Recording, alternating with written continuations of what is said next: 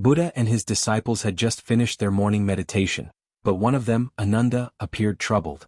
Master, Ananda began hesitantly, no matter how much I meditate, my mind feels restless. Thoughts of my duties, mistakes, and fears flood my mind. How can I find peace? Buddha smiled gently, sensing a valuable lesson at hand. He picked up a small pebble from the ground. Look at this pebble, Buddha said, holding it between his fingers. This pebble represents your worries, fears, and distractions. He tossed the pebble into the pond, and the disciples watched as ripples spread across the surface. What happens when the pebble falls into the water?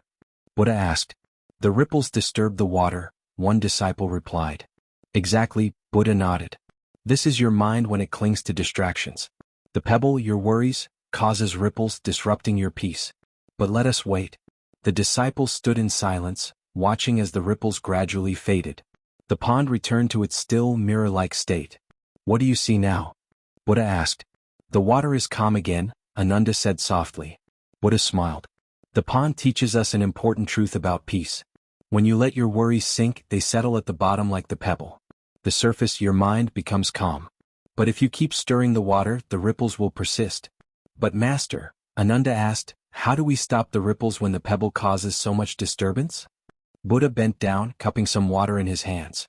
The ripples are natural just as thoughts and worries are natural. The key is not to fight them but to observe them.